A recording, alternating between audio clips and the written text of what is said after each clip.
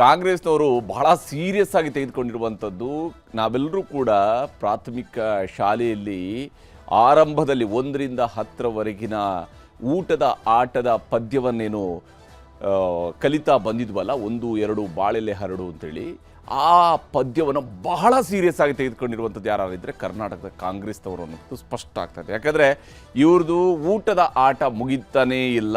ಅಲ್ಲಿ 1ರಿಂದ 10 ಹೀಗಿತ್ತು, ಊಟದ ಆಟ ಮುಗಿದಿತ್ತು. ಆದರೆ ಇಲ್ಲಿ ಹಾಗೆಲ್ಲ, ಇದು 1ರಿಂದ 10 ಆಗುತ್ತೆ, 10ರಿಂದ 20 ಆಗುತ್ತೆ. ಆದರೆ ಊಟದ ಆಟ ಮಾತ್ರ ನಾನ್ ಸ್ಟಾಪ್ ಆಗಿ ಮುಂದುವರಿತಾ ಇದೆ. ಈ ರೀತಿಯಾದಂತಹ ಊಟದ ಆಟದಲ್ಲಿನೇ ಸರ್ಕಾರ ಯಾವ ಸ್ವರೂಪದಲ್ಲಿ ಸಾಕ್ತಾ ಹೋಗುತ್ತೆ. ಒಂದು ಕಡೆ ಫುಲ್ ಮೆಜಾರಿಟಿ ಇರತಕ್ಕಂಥ ಸರ್ಕಾರ, ಸದೃಢ ಸರ್ಕಾರ, ಸುಭದ್ರ ಸರ್ಕಾರ, ಬಲಿಷ್ಠ ಸರ್ಕಾರ, ಬಹುಮತದ ಸರ್ಕಾರ, ಇವೆಲ್ಲವೂ ಕೂಡ ವಿಶೇಷಣಗಳನ್ನು ಈ ಸರ್ಕಾರಕ್ಕೆ ಕೊಡ್ಬೋದು. ಆದರೆ ಇಲ್ಲಿ ಊಟದ ಆಟ, ನಾಳೆ ಮುಖ್ಯಮಂತ್ರಿ ಬದಲಾವಣೆ, ನಾಡಿದ್ದು ಬೆಳಗ್ಗೆ ಆದರೆ ಮುಖ್ಯಮಂತ್ರಿಯಾಗಿ ಪ್ರಮಾಣ ವಚನ ಸ್ವೀಕಾರ, ಅವತ್ತು ತಪ್ಪಿದರೆ ಅದರ ಮಾರನೇ ದಿವಸ, ಈ ಸ್ವರೂಪದಲ್ಲಿ ಸಾಗ್ತಾ ಇದೆ ಇಲ್ಲಿಯ ಊಟದ ಆಟ. 2 ಬ್ರೇಕ್ಫಾಸ್ಟ್ ಮೀಟಿಂಗ್ ಆಯಿತು, ಅದರ ಪೂರ್ವದಲ್ಲಿ ಒಂದಿಷ್ಟು ಡಿನ್ನರ್ ಮೀಟಿಂಗ್ಗಳು ನಡೆದಿದ್ವು, ಲಂಚ್ ಮೀಟಿಂಗ್ಗಳು ನಡೆದಿದ್ವು. ಆ 2 ಬ್ರೇಕ್ಫಾಸ್ಟ್ ಮೀಟಿಂಗ್ ಮೂಲಕವಾಗಿ ಎಲ್ಲದಕ್ಕೂ ಕೂಡ ಒಂದು ಅಲ್ಪ ವಿರಾಮ ಹಾಕಿದ್ರು ಅಂತ ಹೇಳಿದರೆ ಮತ್ತೆ ಶುರುವಾಗಿದೆ 2ನೇ ಅವತರಣಿಕೆ. ನವಂಬರ್ ತಿಂಗಳದು ಮುಗೀತು, ಡಿಸೆಂಬರ್ ತಿಂಗಳನ್ನ ಅವತರಣಿಕೆ ಈಗ ನಮಗೆ ಗೋಚರಿಸ್ತಾ ಇರುವಂಥದ್ದು. ಹೇಗೆ ನಡೀತಾ ಇದೆ ಈ ಸರ್ಕಾರದಲ್ಲಿ ಅನ್ನೋದು ನಿಮಗೆ ವಿವರಿಸ್ತಾ ಹೋಗ್ತೀನಿ. ಕಾಂಗ್ರೆಸ್ನಲ್ಲಿ CM ಕುರ್ಚಿ ವಿಚಾರ ಕ್ಷಣ ಕ್ಷಣಕ್ಕೂ ಕೂಡ ರೋಚಕತೆಯನ್ನು ಪಡಿತಾ ಇದೆ. ಕಾಂಗ್ರೆಸ್ನಲ್ಲಿ ನಡೀತಾ ಇರುವಂತಹ ಪ್ರತಿ ಬೆಳವಣಿಗೆಯೂ ಕೂಡ ಕುತೂಹಲವನ್ನು ಮೂಡಿಸ್ತಾ ಇದೆ. ನಿಜಕ್ಕೂ ನಮ್ಮ ರಾಜ್ಯದಲ್ಲಿ ಆಡಳಿತವನ್ನ ಮಾಡೋದಕ್ಕೆ ಅವಕಾಶವನ್ನು ಮಾಡಿಕೊಟ್ಟಿರುವಂತಹ ಜನ ಬಯಸದೇ ಇರುವಂತಹ ಕೆಲಸ ಇಲ್ಲಿ ನಡೀತಾ ಇದೆ. ಆಪ್ತರ ಜೊತೆಗೆ CM ಡಿನ್ನರ್ ಬೆನ್ನಲ್ಲೇ DCM ಅವರ ಶಕ್ತಿ ಪ್ರದರ್ಶನ ಆದಕ್ಕೆ ಗೋಚರಿಸ್ತಾ ಇದೆ. 40ಕ್ಕೂ ಹೆಚ್ಚು ಶಾಸಕರ ಜೊತೆಗೆ ಶಿವಕುಮಾರ್ ಅವರು ಡಿನ್ನರ್ ಮಾಡಿದ್ದಾರೆ ಅನ್ನುವಂಥದ್ದು ಸದ್ಯಕ್ಕಿರುವಂತಹ ಮಾಹಿತಿ. ಅಂದರೆ ಸರಿಸುಮಾರು 40 ಜನ ಶಾಸಕರು ಇದ್ದಾರೆ ಅಂತ ಹೇಳಿದಾಗ ಸಹಜವಾಗಿ ದೊಡ್ಡ ನಂಬರ್, ಅಷ್ಟು ದೊಡ್ಡ ನಂಬರ್ನ ಶಾಸಕರಲ್ಲಿ ಜೊತೆ ಸೇರಿದ್ದಾರೆ ಅಂತ ಹೇಳಿದಾಗ ಏನಪ್ಪ ಇದು ಅನ್ನುವಂತಹ ಒಂದು ಹುಬ್ಬೇರಿಸುವಂತಹ ಬೆಳವಣಿಗೆಗಳು ಈಗ ಶುರುವಾಗ್ತಾ ಇದೆ. ರಾಜಕೀಯವಾಗಿ ನಿಜಕ್ಕೂ ಕೂಡ ಏನು ನಡೀತಾ ಇದೆ ಕಾಂಗ್ರೆಸ್ನಲ್ಲಿ ಅನ್ನುವಂಥದ್ದನ್ನು ನಾವು ಗಮನಿಸಬೇಕಾಗುತ್ತೆ. ಹಾಗಾದರೆ DK ಡಿನ್ನರ್ ಮೀಟಿಂಗ್ನಲ್ಲಿ ಯಾರ್ಯಾರು ಭಾಗಿಯಾಗಿದ್ರು, ಏನೇನು ಕತೆ, ಯಾವ ಸ್ವರೂಪದಲ್ಲಿ ಸಚಿವರುಗಳು ಬಂದಿದ್ದಾರೆ, ಶಾಸಕರು ಬಂದಿದ್ದಾರೆ, ಇದರಲ್ಲಿ ಎಷ್ಟು ಜನ ಸೀರಿಯಸ್ ಆಗಿ ಶಿವಕುಮಾರ್ ಅವರ ಆಪ್ತ ವಲಯದಲ್ಲಿ ಅಂತ ಹೇಳ್ತಾ ಇದ್ದಾರೆ, ಎಷ್ಟು ಜನ ಇದರಲ್ಲಿ ಹೈಕಮಾಂಡ್ ಹೇಗೆ ಹೇಳಿದ್ರು ಅದನ್ನು ಒಪ್ಕೊಳ್ತೀವಿ ಅನ್ನೋದಕ್ಕೆ ಬದ್ಧರಾಗಿರ್ತಾರೆ, ಈ ಎಲ್ಲ ಪ್ರಶ್ನೆಗಳು ಇಲ್ಲಿ ಇದ್ದೇ ಇರುವಂಥದ್ದು. ಈಗ ಇದರಲ್ಲಿ ಇವತ್ತು ನಿನ್ನೆ ಕಳೆದ ರಾತ್ರಿ ನಡೆದಿರ್ತಕ್ಕಂತಹ ಡಿನ್ನರ್ ಸಭೆಯಲ್ಲಿ ಭಾಗಿಯಾಗಿರ್ತಕ್ಕಂತಹ ಸಚಿವರುಗಳು ಇವರು ಡಾಕ್ಟರ್ MC ಸುಧಾಕರ್, ಮಂಕಾಳ್ ವೈದ್ಯ, KH ಮುನಿಯಪ್ಪ ಇವರೆಲ್ಲರೂ ಕೂಡ ಹೋಗಿದ್ರು. ಜೊತೆಗೇನೆ ಶಾಸಕರುಗಳು ಕೂಡ ಇದ್ದರು, MLC ಇದ್ರು, ಚಂದ್ರರಾಜ ಹಟ್ಟಿಹೊಳಿ ಅವರಿದ್ದರು, ಬಾಬಾ ಸಾಹೇಬ್ ಪಾಟೀಲ್ ಅವರಿದ್ದರು, ಅವ್ರ ಮೊನ್ನೆ ಡೆಲ್ಲಿಗೂ ಕೂಡ ಹೋಗಿ ಬಂದಿದ್ದರು, CP ಯೋಗೇಶ್ವರ್ ಇದ್ದರು ಶಾಸಕರು ಚನ್ನಪಟ್ಟಣದವರು, ಇನ್ನು ಗಣೇಶ್ ಹುಕ್ಕೇರಿ ಅವರು ಜಾಯ್ನ್ ಆಗಿದ್ದರು, ಚಿಕ್ಕೋಡಿ ಸದರ್ಗದ ಶಾಸಕರು, NA ಹ್ಯಾರಿಸ್ ಅವರು, ಬೆಂಗಳೂರು ಶಾಂತಿನಗರದ ಶಾಸಕರು, ಶ್ರೀನಿವಾಸ್ ಮಾನೆ ಅವರು ಕೂಡ ಇದರಲ್ಲಿ ಭಾಗಿಯಾಗಿದ್ದರು, ಹಾನಗಲ್ ಶಾಸಕರು. ಹೀಗೆ ಇನ್ನು ರವಿ MLC ಅವರು, ಹಾಗೆಯೇ SC ಬಾಲಕೃಷ್ಣ ಅವರು, ಮಾಗಡಿಯ ಶಾಸಕರು, ಇಕ್ಬಾಲ್ ಹುಸೇನ್ ರಾಮನಗರ ಕ್ಷೇತ್ರದ ಶಾಸಕರು, ಶಿವಕುಮಾರ್ ಅವರ ಕ್ಯಾಂಪ್ನ ಒಂದು ರೀತಿಯಾದಂತಹ ಅನಧಿಕೃತ ವಕ್ತಾರ, DK ಸುರೇಶ್ ಅವರು ಮಾಜಿ ಸಂಸದರು, DK ಅವರ ಸಹೋದರ, ಇನ್ನು ST ಸೋಮಶೇಖರ್ BJP ಉಚ್ಚಾಟಿತ ಶಾಸಕ, ಶಿವರಾಮ್ ಹೆಬ್ಬಾರ್ BJP ಉಚ್ಚಾಟಿತ ಶಾಸಕ, ಇವರೆಲ್ಲರೂ ಕೂಡ ಈ ಸಭೆಯಲ್ಲಿ ಭಾಗಿಯಾಗಿದ್ದರು. ಇವರುಗಳೆಲ್ಲರೂ ಕೂಡ ಹೇಳ್ತಾ ಇರೋ ಪ್ರಕಾರ ಸುಮಾರು 30ರಿಂದ 40 ಅನ್ನುವಂಥದ್ದು ಒಂದು ನಂಬರನ್ನು ಹೇಳ್ತಿದ್ದಾರೆ. ಇನ್ನೊಬ್ಬರು ಹೇಳ್ತಿದ್ದಾರೆ 50ರಿಂದ 60 ಜನ ಶಾಸಕರು ಇದ್ದಾರೆ ಅಂತ ಹೇಳಿ ಹೇಳಿಕೊಂಡಿದ್ದಾರೆ. ಇಲ್ಲಿ ಹಾಗಾದರೆ ಶಿವಕುಮಾರ್ ಅವರು ಡಿನ್ನರ್ ಮಾಡಿರುವಂಥದ್ದು ಯಾವ ಕಾರಣಕ್ಕಾಗಿ, ಏನು ಕತೆ ಅನ್ನುವಂತಹ ಪ್ರಶ್ನೆಯೂ ಕೂಡ ಬರುತ್ತೆ. ಸಿದ್ದರಾಮಯ್ಯನವರ ಆಪ್ತರ ಸರಣಿ ಡಿನ್ನರ್ ಸಭೆಯ ಬಳಿಕ ಶಿವಕುಮಾರ್ ಅವರು ಕೂಡ ಅಲರ್ಟ್ ಆಗಿದ್ದಾರೆ. ಇಲ್ಲಿ ಈ ಬಾರಿ ಅಂದರೆ ನವೆಂಬರ್ 20ರಂದು ಮೊದಲ ನಡೆಯನ್ನು ಶಿವಕುಮಾರ್ ಕ್ಯಾಂಪ್ ಇಟ್ಟರೆ, ಈ ಬಾರಿ ಬೆಳಗಾವಿ ವರ್ಷನ್ ಇದೆಯಲ್ಲ, ಬೆಳಗಾವಿಯಲ್ಲಿ ನಡೀತಾ ಇರತಕ್ಕಂತಹ ಈ ಸರಣಿ ಸಭೆಗಳ ಮೊದಲ ದಾಳ ಮುಂದಕ್ಕೆ ಇಟ್ಟಿರುವಂಥದ್ದು ಸಿದ್ದರಾಮಯ್ಯನವರ ಬಣ. ಹೀಗಾಗಿ ಶಿವಕುಮಾರ್ ಅವರಿಗೆ ಇಲ್ಲ, ನಾವು ಕೂಡ ಮಾಡ್ತಿದ್ವಿ, ಅವರು ಮಾಡ್ತಾ ಇದ್ದಾರೆ, ನಾವು ಮಾಡ್ತಾ ಇದ್ವಿ, ಏನು ತಪ್ಪು, ಈ ರೀತಿಯಾಗಿ ಕೇಳುವಂಥ ಅವಕಾಶ ಇದ್ದೇ ಇದೆ. ಅಹಿಂದ ನಾಯಕರುಗಳ ಸಭೆಯ ಬಳಿಕ DK ಶಿವಕುಮಾರ್ ಅವರು ಬಹಳ ಎಚ್ಚರಿಕೆಯ ನಡೆಯನ್ನು ಇಡ್ತಾ ಇದ್ದಾರೆ. ಮತ್ತು ಶಿವಕುಮಾರ್ ಅವರ ಸಭೆಯಲ್ಲಿ, ಡಿನ್ನರ್ ಸಭೆಯಲ್ಲಿ, ಈಗ ಮಾಜಿ ಸಂಸದರಾಗಿರ್ತಕ್ಕಂತಹ DK ಸುರೇಶ್ ಅವರು ಅವರ ಸಹೋದರನೇ ಆಗಿದ್ದರೂ ಕೂಡ ಅವರು ಬೆಳಗಾವಿಯ ಈ ಡಿನ್ನರ್ ಸಭೆಗೆ ಹೋಗಿರುವಂಥದ್ದಾಗಿಯೇ ಇದು ಹೆಚ್ಚು ಕುತೂಹಲವನ್ನು ಮೂಡಿಸಿರುವಂಥದ್ದು. ಏನಪ್ಪ ಇದು, ಏನು ನಡೀತಾ ಇದೆ ಕಾಂಗ್ರೆಸ್ಸಲ್ಲಿ, ನಿಜಕ್ಕೂ ಸೀರಿಯಸ್ ಆಗಿ ಏನಾದರೂ ಆ್ಯಕ್ಟಿವಿಟೀಸ್ ಶುರುವಾಗಿದೆಯಾ ಅನ್ನೋಂಥ ಅನುಮಾನ ಬರುವಂಗೆ ಮಾಡ್ತಾ ಇದೆ.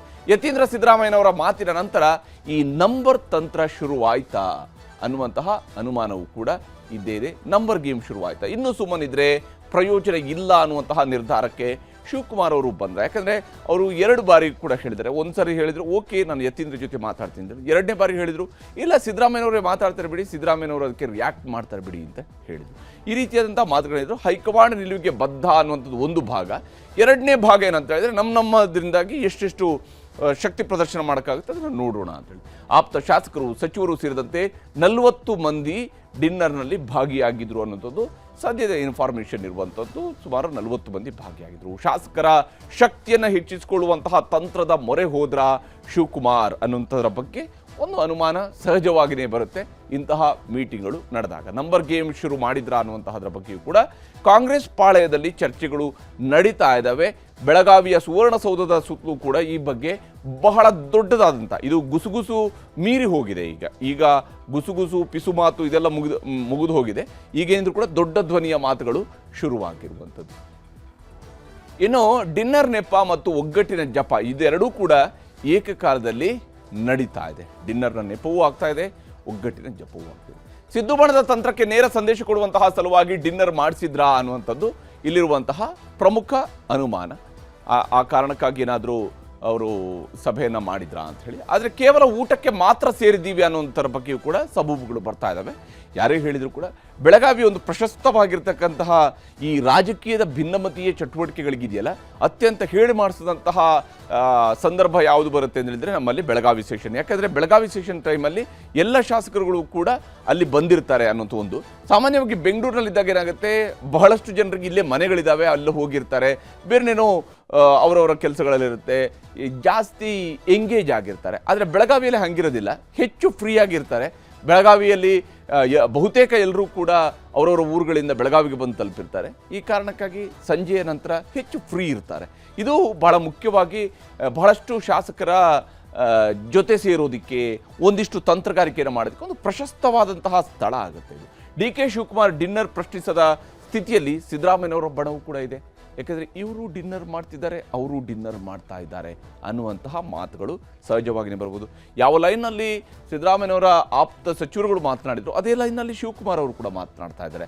ರಾತ್ರಿ ಡಿನ್ನರ್ನಲ್ಲಿ ಬಹುತೇಕರು DK ಶಿವಕುಮಾರ್ ಬಣದಲ್ಲಿದ್ದವರು ಮಾತ್ರನೇ ಕಾಣಿಸ್ಕೊಂಡ್ರು ಅಂತೇಳಿ. ಅಂದರೆ ಕಾಂಗ್ರೆಸ್ನಲ್ಲಿ ಸ್ಪಷ್ಟವಾಗಿ ಗೋಚರ್ತಾ ಇರುವಂಥದ್ದು ಬಣಗಳು.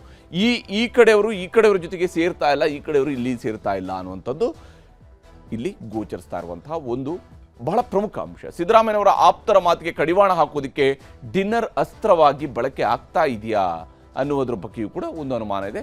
ಯಾರು ಮಾತಾಡಬೇಡಿ, ಯಾಕಂದರೆ ಹೈಕಮಾಂಡ್ ಹೇಳೋ ತನಕ ನೀವ್ಯಾಕೆ ಮೊದಲೇ ಹೇಳ್ತಾ ಇದ್ದೀರಿ ಅನ್ನುವಂತಹ ಆಕ್ಷೇಪ ಶಿವಕುಮಾರ್ ಅವರ ಬಣದಿಂದ ನಿನ್ನೆಯೂ ಬಂದಿತ್ತು, ಮೊನ್ನೆ ಸೋಮವಾರದ ಮಾತಿಗೂ ಬಂದಿತ್ತು. ಅದೇ ಈ ಡಿನ್ನರ್ ಮೀಟಿಂಗ್ಗಳ ಬಗ್ಗೆ ಶಿವಕುಮಾರ್ ಅವರ ಬಣದಿಂದ ಏನೆಲ್ಲ ರಿಯಾಕ್ಷನ್ಸ್ ಬಂದಿದೆ ಅನ್ನೋದನ್ನು ತೋರಿಸ್ತೀನಿ. ಯಾವ ಊಟನೂ ಇಲ್ಲ.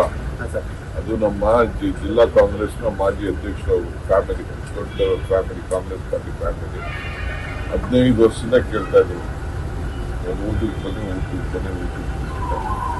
1 ವರ್ಷ ಜನ ಹೋಗಿದ್ದಾರೆ. ಯಾವ ಊಟನೆಲ್ಲ ಏನಿಲ್ಲ. ಕೂಲಿ ಯಾಕೆ ಸಿಕ್ಕದಿಲ್ಲ? ಕೂಲಿ ಯಾರು ಕೊಡೋದಿಲ್ಲ ಅಂತ ಹೇಳ್ತಕ್ಕಂಥವ್ರು ಯಾರಿದ್ದಾರೆ? ಕಷ್ಟಪಟ್ಟಿಲ್ವಾ?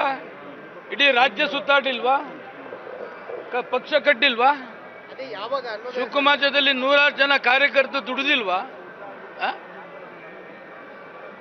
ಮತ್ತೆ 100% ಮುಖ್ಯಮಂತ್ರಿ ಅವರ ಹಣೆ ಬರ ಇದ್ರೆ ಮುಖ್ಯಮಂತ್ರಿ ಆಗ್ತಾರೆ. ನಾನು ಹೇಳ್ತಾ ಇದ್ದೀನಿ, ಶಿವಕುಮಾರ್ ಅವ್ರಿಗೆ ಒಂದು ಅವಕಾಶ ಇದೆ. ಶಿವಕುಮಾರ್ ಅವರು ಮುಖ್ಯಮಂತ್ರಿ ಆಗ್ತಾರೆ. ಈ ಎಲ್ಲದಕ್ಕೂ ಹಣೆ ಬರಾನೇ. ಈಗ ನಾನು ಶಾಸಕನಾಗಬೇಕಾದ್ರೂ ಹಣೆ ಬರಾನೇ ಅಲ್ವಾ? ಏನು ಆಗದವ್ರೆ ಹಣೆ ಬರಕ್ಕೆ ಹೊಣೆ ಯಾರು? ಸೊ ಎಲ್ಲನೂ ಭಗವಂತ ಹಣೆ ಬರ್ದಿದ್ರೆ ಆಗೋದು. ಸೊ ಶಿವಕುಮಾರ್ ಒಂದು ಅವಕಾಶ ಇದೆ. ಶಿವಕುಮಾರ್ ಶ್ರಮಕ್ಕೆ, ಹೋರಾಟಕ್ಕೆ, ಪಕ್ಷ ಸಂಘಟನೆಗೆ ಒಂದು ಫಲ ಸಿಗುತ್ತೆ ಅಂತ ನಾವೆಲ್ಲರೂ ಕೂಡ ಒಂದು ವಿಶ್ವಾಸವನ್ನು ನಾವೆಲ್ಲರೂ ಕೂಡ ಹೈಕಮಾಂಡ್ ಎಲ್ಲ ಹೇಳಿದ್ದೀವಿ. ಹೈಕಮಾಂಡ್ ತೀರ್ಮಾನ ತಗೊಳ್ತೀವಿ. ಡಿನ್ನರ್ ಮೀಟಿಂಗು ನಾವು ಲೈಕ್ ಮೈಂಡೆಡ್ಸ್ ಎಲ್ಲ ಸೇರಿ ಒಂದು ಡಿನ್ನರ್ ಮೀಟಿಂಗ್ ಅನ್ನ ಮಾಡಿದ್ದೇವೆ. ಇದರಲ್ಲಿ ವಿಶೇಷವಾದಂತ ಅರ್ಥ ಕಲ್ಪಿಸ್ತಕ್ಕಂಥದ್ದು ಬೇಡ. ನಾವೇನು ಚರ್ಚೆ ಮಾಡಲಿಲ್ಲ. ಓದೋ, ಊಟ ಮಾಡ್ದೋ, ಎಲ್ಲ ಸುಮ್ಮನೆ ಒಂದು ಕ್ಯಾಶುವಲ್ ಡಿಸ್ಕಷನ್ ಮಾಡೋದು ಬಂದು ಅಷ್ಟೇ. ಊಟ ಮಾಡೋದು ಬೇಡ ಅಂತಿರಲ್ಲ. ನಾವು ಊಟಕ್ಕೆ ಹೇಳಿದ್ದು ಊಟನೂ ಮಾಡ್ಬಾರ್ದು ನಾವು.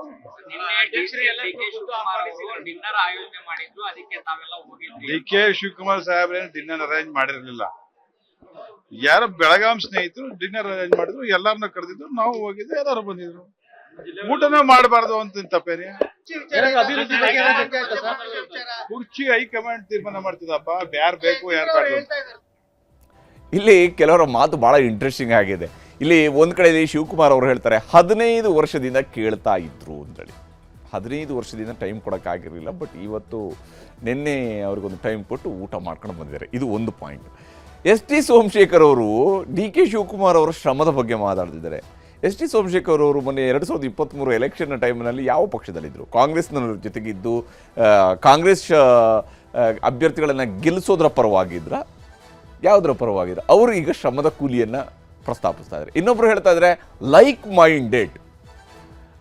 ಮೈಂಡೆಡ್ ಶಾಸಕರು. ಇದು ಭಾಳ ಇಂಪಾರ್ಟೆಂಟ್ ಆಗಿರುವಂಥದ್ದು. ಸಮಾನ ಮನಸ್ಕ ಶಾಸಕರು ಸೇರಿಕೊಂಡು ನಾವು ಊಟ ಮಾಡಿದ್ದೀವಿ ಅಂತ. ಈ ಸಮಾನ ಮನಸ್ಕರು ಸೇರೋದಿದೆಯಲ್ಲ, ಅಲ್ಲೇ ಭಾಳ ಕುತೂಹಲ ಇರುವಂಥದ್ದು. ಸಮಾನ ಮನಸ್ಕರು ಯಾಕೆ ಸೇರಿದ್ದಾರೆ? ಹಾಗಾಗಿ ಶಿವಕುಮಾರ್ ಅವರು ಹೇಳಿದ ರೀತಿಯಲ್ಲಿ 15 ವರ್ಷದಿಂದಲೇ ಕೇಳ್ತಾ ಇದ್ರು, ಹಾಗಾಗಿ ನಾವೆಲ್ಲ ಅಲ್ಲಿ ಹೋಗಿದ್ವಿ, ಕರೆದಿದ್ರು, ಅಲ್ಲಿ ಮೀಟಿಂಗ್ ಇಲ್ಲ, ಡಿನ್ನರ್ ಅಷ್ಟೇನಂದ್ರೆ ಇಲ್ಲಿ ಬಾಲಕೃಷ್ಣ ಅವರು ಕೂಡ ಹೇಳಿದರು. ಆದರೆ ಲೈಕ್ ಮೈಂಡೆಡ್ ಅನ್ನೋದಿದೆಯಲ್ಲ, ಇದು ಸ್ಪೆಷಲ್ ಆಗಿರುವಂಥದ್ದು. ಯಾವ ಕಾರಣಕ್ಕಾಗಿ ಲೈಕ್ ಮೈಂಡೆಡ್ ಈ ಹಂತದಲ್ಲಿ ಕುಳಿತರು ಅನ್ನುವಂತಹ ಪ್ರಶ್ನೆಯೂ ಕೂಡ ಬರುತ್ತೆ. ಯಥಾ ಪ್ರಕಾರ ರಾಮನಗರದ ಶಾಸಕರು ತಮ್ಮ ಅಭಿಪ್ರಾಯವನ್ನು ಇಕ್ಬಾಲ್ ಹುಸೇನ್ ಅವರು ಮುಕ್ತವಾಗಿ ಹೇಳ್ತಾ ಇದ್ದಾರೆ. ಅವರು ಪಾಪ ಬೇರೆ ಬೇರೆ ದಿನಾಂಕಗಳನ್ನು ಕೊಡ್ತಾನೇ ಇದ್ದಾರೆ. ಈಗ ಅವರು ಹೇಳ್ತಾ ಇದ್ದಾರೆ ಈ ಸದನ ಸೆಷನ್ ಮುಗಿತಿದ್ದಂಗೆ ಮುಖ್ಯಮಂತ್ರಿ ಆಗ್ತಾರೆ ಅಂತ ಹೇಳ್ತಾ ಇದ್ದಾರೆ. ನೋಡೋಣ ಯಾವ ಸ್ವರೂಪದಲ್ಲಿ ಆಗುತ್ತೆ ಡಿನ್ನರ್ ಮೀಟಿಂಗ್ಗಳ ಪರಿಣಾಮ ಅಂತೇಳಿ. ಆದರೆ ಡಿ.ಕೆ. ಡಿನ್ನರ್ ಕೊಟ್ಟರೆ CM ಬ್ರೇಕ್ಫಾಸ್ಟನ್ನು ಮಾಡಿಸಿದ್ದಾರೆ. ಶಿವಕುಮಾರ್ ಅವರ ಡಿನ್ನರ್ ಬೆನ್ನಲ್ಲೇ ಸಿದ್ದರಾಮಯ್ಯನವರ ಬ್ರೇಕ್ಫಾಸ್ಟ್ ಸಭೆಯೂ ಕೂಡ ನಡೆದಿದೆ. ಇಲ್ಲಿ ಪ್ರತಿ ಸಭೆಯಲ್ಲೂ ಕೂಡ ಏನೋ ಆಗೋಗ್ಬಿಡುತ್ತೆ, ಪ್ರತಿ ಊಟದಲ್ಲೂ ಏನೋ ಆಗುತ್ತೆ, ಪ್ರತಿ ಊಟದ ಟೇಬಲ್ನಲ್ಲೂ ಏನೋ ಆಗುತ್ತೆ, ಪ್ರತಿ ತಿಂಡಿಯ ಟೇಬಲ್ನಲ್ಲೂ ಇನ್ನೇನೋ ರಾಜಕೀಯ ನಡೆದು ಹೋಗ್ಬಿಡುತ್ತೆ ಅಂತ ನಾವು 100% ಹೇಳೋದಕ್ಕೆ ಆಗೋದಿಲ್ಲ. ಆದರೆ ಇತ್ತೀಚೆಗೆ ನಡೀತಿರುವ ಮತ್ತು ಇವರು ಅಲ್ಪ ವಿರಾಮ ಹಾಕಿರುವ ಹೈಕಮಾಂಡ್ ನಿರ್ಧರಿಸುತ್ತೆ ಅನ್ನುವಂಥದ್ರಲ್ಲಿ ಏನು ಅಡ್ಡಗೋಡೆ ಮೇಲೆ ದೀಪ ಇಟ್ಟಿದ್ದಾರಲ್ಲ, ಈ ಅಡ್ಡಗೋಡೆ ಮೇಲೆ ದೀಪ ಇಟ್ಟಿದ್ದರ ಪರಿಣಾಮ ಏನು ಅಂತಂದರೆ ಪ್ರತಿ ಸಭೆಯು, ಪ್ರತಿ ಮೀಟಿಂಗು, ಪ್ರತಿ ಬ್ರೇಕ್ಫಾಸ್ಟ್, ಪ್ರತಿ ಲಂಚ್, ಪ್ರತಿ ಡಿನ್ನರ್ ಕೂಡ ಕುತೂಹಲವನ್ನು ಮೂಡಿಸ್ತಾ ಇದೆ. ಇದು ಬಹಳ ಸ್ಪಷ್ಟವಾಗಿ ನಾವು ಅರ್ಥ ಮಾಡ್ಕೋಬೇಕು. ಬೆಳಗಾವಿಯ ಸರ್ಕಿಟ್ ಹೌಸ್ನಲ್ಲಿ ಆಪ್ತರ ಜೊತೆಗೆ ಸಿದ್ದರಾಮಯ್ಯನವರು ಕೂಡ ಬ್ರೇಕ್ಫಾಸ್ಟ್ ಮೀಟಿಂಗನ್ನು ಮಾಡಿದ್ದಾರೆ ಅಂತೇಳಿ, ಅಥವಾ ಸಿದ್ದರಾಮಯ್ಯನವರು ಅಲ್ಲಿ ಬ್ರೇಕ್ಫಾಸ್ಟ್ ಮಾಡುವಾಗ ಉಳಿದ ಸಚಿವರು ಅವ್ರ ಜೊತೆಗೆ ಇರುತ್ತಾರೆ ಅನ್ನುವಂಥ ರೀತಿಯಲ್ಲಿ ಕೂಡ ಅದನ್ನು ವ್ಯಾಖ್ಯಾನಿಸಬಹುದು. ಆದರೆ ರಾಜಕೀಯವಾಗಿ ಇರುವಂತಹ ಕುತೂಹಲಗಳು ಪ್ರತಿ ನಡೆಯೂ ಕೂಡ ಮುಖ್ಯ ಆಗುತ್ತೆ. ಯಾವ ಕ್ಯಾಂಪ್ನಲ್ಲಿ ಯಾರು ಎಷ್ಟು ಹೊತ್ತು ಹೆಚ್ಚಾಗಿ ಕಾಣಿಸ್ಕೊಳ್ತಿದ್ದಾರೆ ಅಂತೂ ಮುಖ್ಯ ಆಗುತ್ತೆ. ಸಚಿವರಾದಂತಹ ಶರಣಪ್ರಕಾಶ್ ಪಾಟೀಲ್ ಇದ್ದರು, ಭೈರತಿ ಸುರೇಶ್ ಅವರು ಇದ್ದರು, ಮಧು ಬಂಗಾರಪ್ಪ ಇದ್ದರು, ಶಾಸಕ ಪೊನ್ನಣ್ಣ ಇದ್ದರು, ನಜೀರ್ ಅಹಮದ್ ಅವರಿದ್ದರು. ಹೀಗೆ ಇವರೆಲ್ಲರೂ ಕೂಡ ಬೆಳಗ್ಗೆ ಸಿದ್ದರಾಮಯ್ಯನವ್ರ ಜೊತೆಗೆ ಬ್ರೇಕ್ಫಾಸ್ಟ್ ಸಂದರ್ಭದಲ್ಲಿ ಇದ್ದರು. ಸುಮಾರು ಅರ್ಧ ಗಂಟೆ ಉಪಹಾರ ಸೇವಿಸ್ತಾನೆ ಮಾತುಕತೆಗಳು ನಡೆದಿದ್ದಾವೆ.